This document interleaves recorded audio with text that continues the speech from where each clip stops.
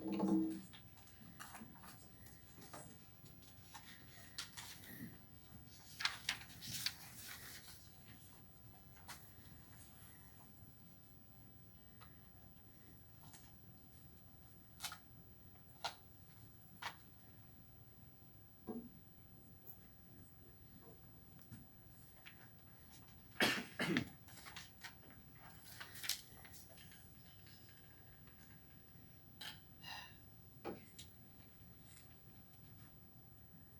primary function of our lungs is to facilitate the effective gas exchange between the blood pressure. The alveoli within the lungs remove carbon dioxide and replace it with oxygen. In chronic obstructive pulmonary disease, the alveolar walls become damaged and the bronchi within the lungs become filled with mucus. This lowers respiratory function. COPD and asthma together affect 500 million people globally, and COPD is the third leading cause of death worldwide. I want you to imagine a close family member has end-stage COPD. This means they have lost over 80% of their lung function. They've just had a double lung transplant, and this will save their life if they're able to survive the recovery. Post-operative pulmonary complications, or PPCs, refer to a respiratory abnormality after a surgery, commonly pneumonia, respiratory failure, or atelectasis, the collapse and partial collapse of the lungs. PPCs are most prevalent following abdominal or thoracic surgeries due to the pain associated with deep breathing. It is therefore actively avoided.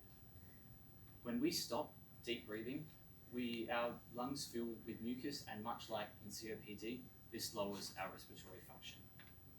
In America alone, over 1 million cases of PPCs are reported each year.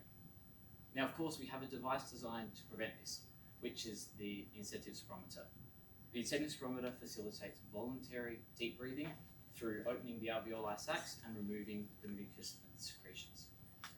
However, I've already demonstrated for you how to use the device. That may not have been the most exciting demonstration you've ever seen. I can assure you from my point of view, it wasn't the most exciting activity to perform. This is the single largest issue with the device, poor patient compliance.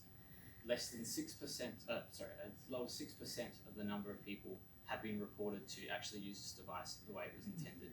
And you're supposed to complete 160 incentive spirometers per day for the first 5 post-operative days.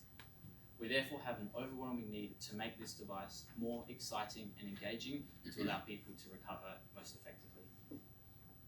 Now this brings me to music. I'm a guitarist and a pianist, and I'm a firm believer that anyone who desires to play music should have the opportunity to do so, regardless of any physical limitations they may have. The literature shows that music can improve cognitive development in the young and reduce cognitive impairment in the elderly. Most relevant to my project, music has been shown to improve physiological responses such as respiration, and it also has been shown to increase willingness to perform a physical task. This has been shown in both exercise as well as in physical therapy. Combining these two aspects brings me to my aim to replicate the respiratory benefits of an incentive spirometer while simultaneously providing musical engagement. My project has the dual purpose of providing a musical addition to the incentive spirometer and also doubling as a musical instrument for a person with physical limitations, such as cerebral palsy or someone recovering from a stroke. I selected to replicate the trumpet for 2 primary reasons from a user perspective. The first was desirability to learn. I wanted an instrument that people could associate with and that was well known, and the trumpet was found to be in the top 10 most desirable instruments to play. Additionally, the trumpet was found to be used in many musical genres, and this was critical as it enabled anyone that picked up the device to be able to play their favorite piece. Secondly, I wanted to create a device that actually felt like the instrument that was to be replicated. I didn't want to have a number of sensors that was placed in a convenient way but didn't actually feel like any instrument particularly. And the trumpet has only 4 outputs and 1 input, and this was critical to my design. Additionally, the trumpet has a natural coupling to respiratory-based therapy, as it is a wind instrument. It requires breath to elicit a sound, as breath is required to assist in this therapy. This slide breaks down each of the electronic components that I used to represent each of the inputs and outputs, most important being the differential pressure sensor. The differential pressure sensor allowed me to detect both positive and negative pressures, and in the context of breathing, this meant that I could detect inhalation and exhalation separately. I replicated the 3 valves with 3 push buttons, and I used an auxiliary output to replicate the bell. This means that in a hospital setting, a patient can plug in this device to a pair of headphones, or they can connect it to a musical sound system in the event of a performance. This is a circuit diagram of how I've arranged my electronic trumpet, and the Tenchi that you can see is the primary microcontroller which handles all of the programming. I'm now going to demonstrate for you how this device works. So as I breathe into the tube, the harder that I breathe in, the higher the note will be.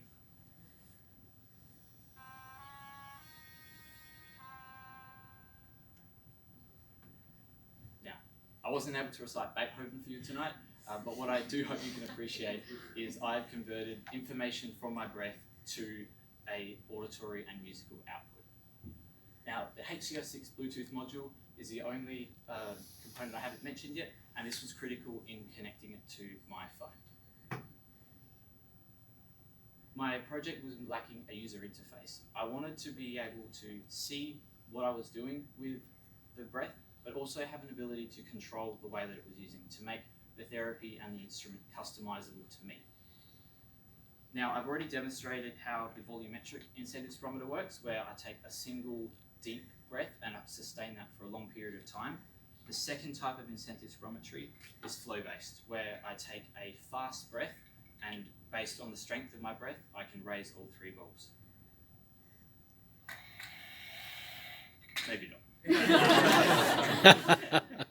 So this app is based on this technique. So I can measure based on the strength, which peak I'll be looking at, and the red bar correlates to the desired performance. So in some cases, a therapist may say only rise for the first 2 balls, and this means that they can last for longer, and that's why the red slider is able to be moved.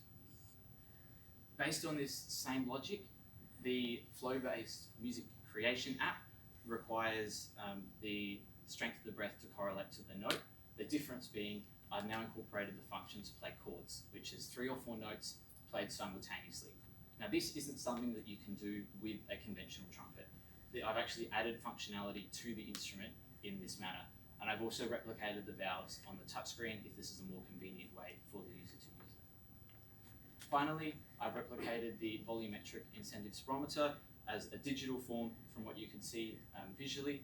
The difference being that I've included an auditory output, and this is in the form of a musical scale, which is a number of ascending and descending notes. Now, there's one extra element with the volumetric incentive spirometer, and that's that I've included haptic feedback. So as the patient reaches the desired goal, the phone will vibrate.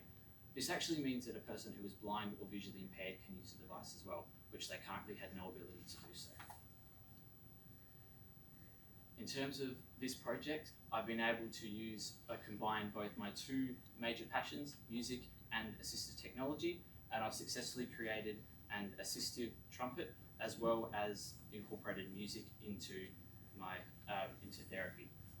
The next stage of this device is to conduct clinical trials to evaluate the effectiveness, both from a respiratory point of view, as well as determining the actual uptake from a client perspective. Not anymore. Thank you.